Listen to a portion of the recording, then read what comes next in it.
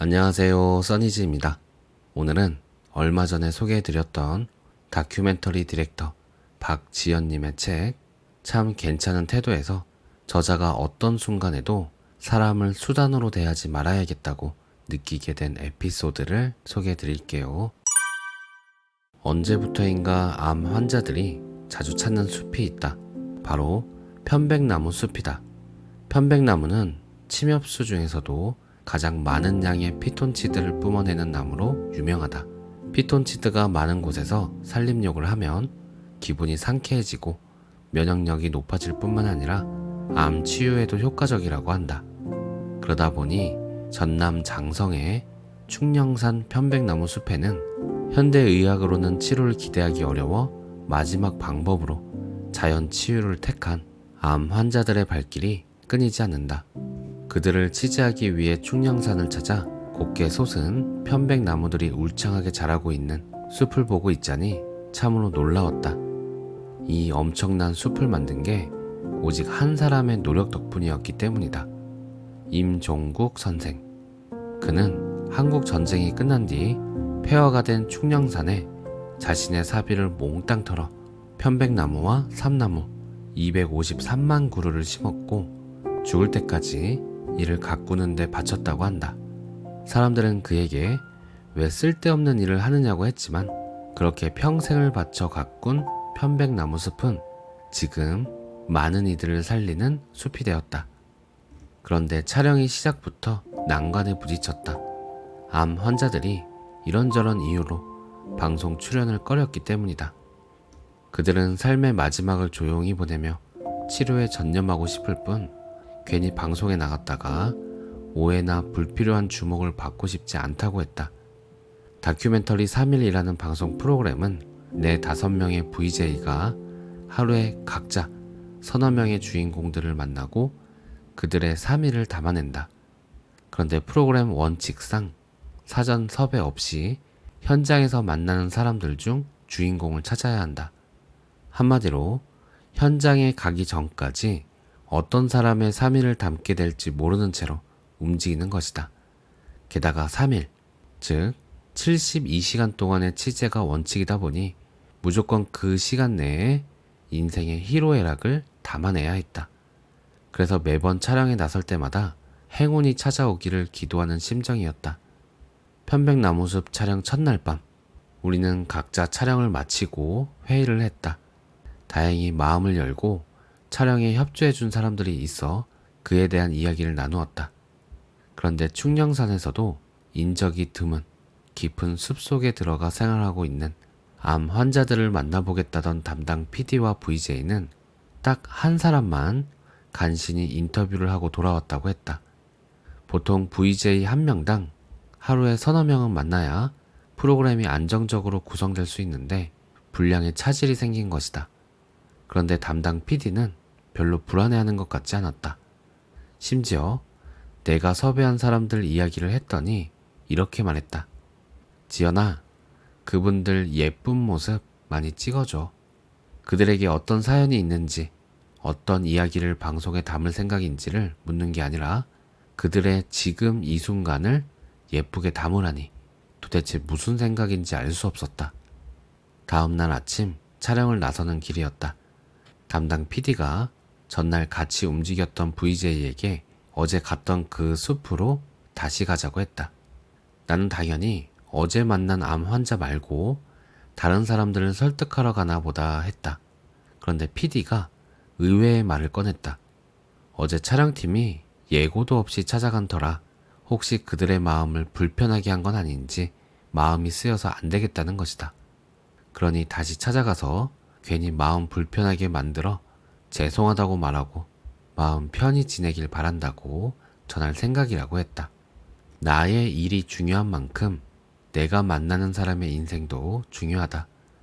특히나 다른 이의 생을 기록하고 그 의미를 찾아야 하는 우리에게 사람만큼 중요한 것은 없다.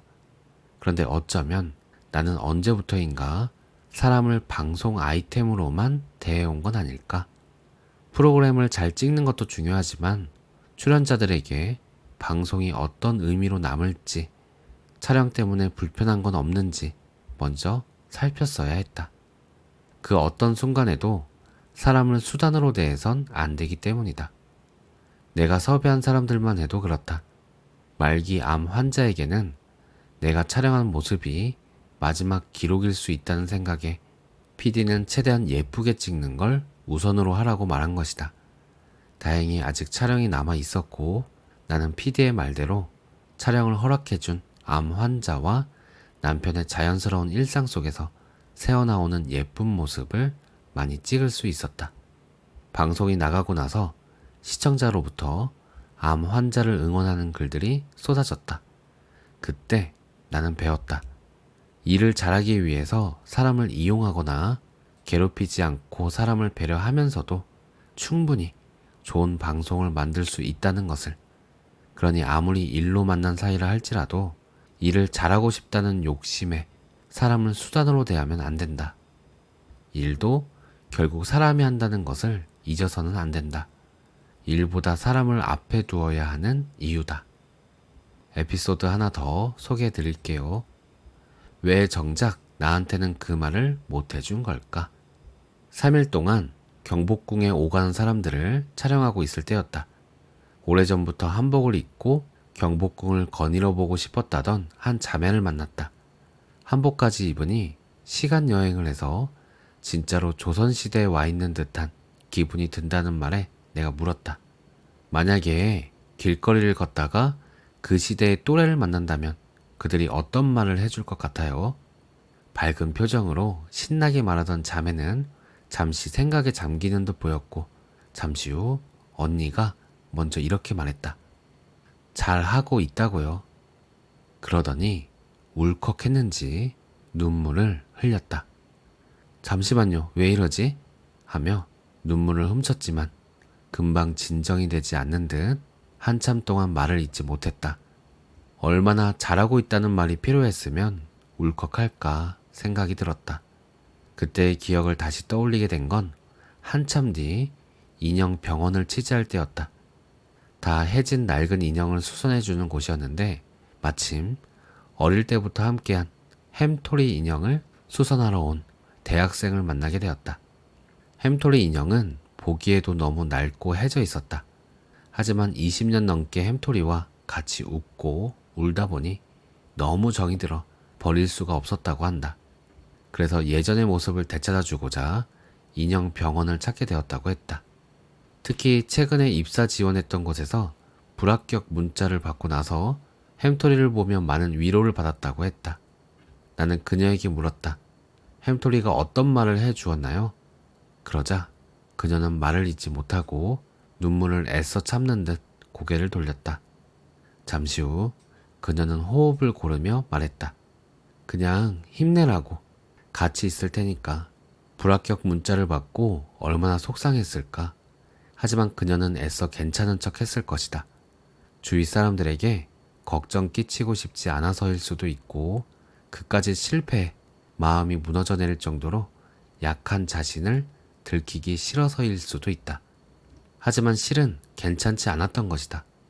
많이 속상했을 텐데 힘내 라는 말을 누군가 해주기를 바랐던 것이다. 우리는 늘 남의 시선이나 감정, 생각에 온 감각을 곤두세우고 살아간다. 남들에게 인정받고 싶고 사랑받고 싶기 때문이다. 하지만 그 마음이 지나치면 남들의 말과 판단에 온통 신경이 쏠려 정작 자신의 감정과 생각들은 대수롭지 않게 넘겨버리게 된다.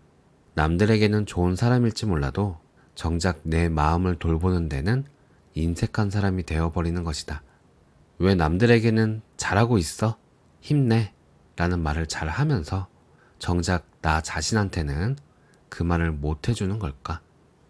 우리는 하루하루 살아가려 고군분투하면서도 끊임없이 스스로를 몰아세우기 바쁘다. 늘 부족하게 느껴지고 채워나가야 하는 것은 많은데 아직도 그대로인 게 못마땅하고 작은 실수 하나에도 며칠을 자책하고 어쩌면 나를 가장 힘들게 하는 사람은 바로 나일 수 있다. 그렇게 나 자신을 몰아세우며 꾹꾹 눌러 담은 감정들과 상처가 골마 터져나오는 게 바로 울컥하며 쏟아지는 눈물이 아닐까. 내 안에 어린아이가 울고 있다면 달래줘야 한다. 남들에게 좋은 사람이 되려고 애쓰기 전에 나 자신에게 먼저 좋은 사람이 되어야 하는 것이다. 지금 남들에게 가장 듣고 싶은 말을 나 자신에게 해주는 것도 방법이다. 잘 하고 있다고, 어떻게든 될 테니까, 걱정하지 말라고 스스로에게 말해주는 것이다. 영원한 초통령 뽀로로의 목소리를 19년간 연기해온 성우 이선. 그녀는 뽀로로를 보며 자란 많은 아이들을 보며 보람을 느낀다고 했다. 내가 마지막으로 뽀로로에게 영상 편지를 보낸다면 어떤 말을 하고 싶냐고 묻자 그녀는 잠시 말을 잇지 못했다. 그러고는 잠시 후 이렇게 말했다. 갑자기 너무 많은 감정이 밀려와서 좀 울컥했다. 그 많은 성우 중에 이선에게 와줘서 너무 고맙다. 앞으로도 30년, 40년 나랑 계속 함께해. 뽀로로야, 고마워. 나는 지금 사람들에게 무슨 말을 듣고 싶은지 생각하다가 우연히 다음과 같은 트윗 글을 발견했다. 마음이 너덜거릴 조짐이 보이면 우선 자기 내면의 아이를 대접해줘야 한다. 어제 저녁 식사 후에 딸기 한 대접 먹이고 11시 전에 재웠더니 상태가 많이 좋아짐. 아, 나도 오늘은 내 안의 어린아이에게 맥주 한 캔을 대접해주고 얼른 재워야겠다. 오늘 내용은 여기까지인데요. 책을 읽다 보니까 생각나는 게 있네요. 제가 회사 다닐 때 워크숍을 갔었는데 이름으로 꽃 그림을 그려주는 박석신이라는 분이 오셨어요. 강당 같은 곳에서 한 명씩 앞으로 나오면 누구 이름으로 꽃을 그려줄지 이름을 얘기해보라고 합니다. 그러면 한 명씩 부모님 이름이나 할아버지, 할머니 이름을 말하는데 정말 신기하게도 그 자리에서 눈물을 터뜨리고 맙니다. 그냥 이름만 말했을 뿐인데 말한 사람도 울고 우는 사람을 보고 있는 직원들도 울고 제 차례가 되었을 때 저도 울고 있더라고요. 그분은 계속 이름과 관련된 사람에 대해 질문하고 나와 있는 사람은 대답하고 있으면 가슴에서 뭔가 울컥거리는 게 올라와요. 어떤 그리움이기도 하고 미안함이기도 하고 고마운 마음, 복합적인 느낌을 느끼게 되더라고요.